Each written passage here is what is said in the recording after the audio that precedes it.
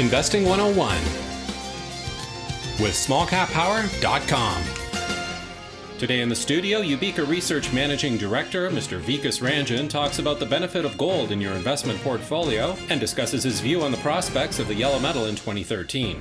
The outlook for gold during 2013 remains positive. Gold had a very good run in the last 10 years or so. If you look at the gold prices, they increased by more than 400% over the last 8-9 years. Now, that kind of run is hard to match. Last year, gold increased by 7-8%. This year, we expect gold to match at least that performance or even higher.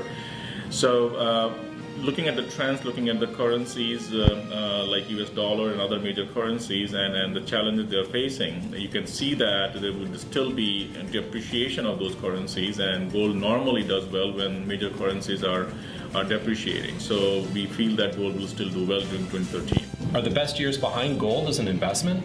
Good question. Best years may be behind gold in terms of percentage increase. If you look at the fourfold increase in the last 8-9 years, we would probably not achieve that in the next 8 years, for example. So in that sense, yes. But if you look at gold as an asset class and its performance against other asset classes, then probably still going to be good years, at least 3 to 5 years for gold, as investors see other currencies, mainstream currencies like US dollar, depreciate, and gold is a store of value which will continue to hold appeal for investors and will do well.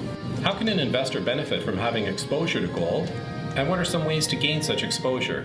Well, gold is unique in the sense that it's just not a commodity. It's a store of value and always has appeal for investors. I would say that investors should look at gold and as an asset class and put some percentage of their investment in gold.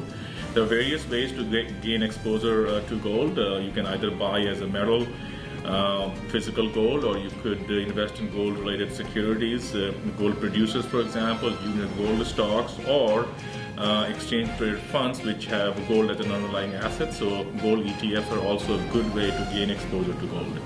What about gold juniors? How will they fare during 2013 and beyond?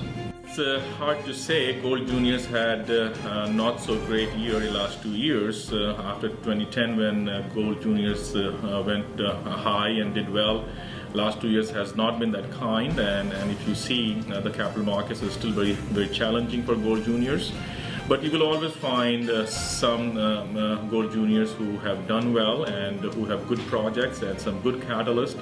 And if they are well capitalized and have cash in the bank and their projects are advanced and in good jurisdiction, then they could do well with the takeover and M&A type activity shaping up in 2013. So you can't hope that everything will go up in terms of junior gold stocks, but good ones, quality stocks will still do well. How can investors find good hidden gems?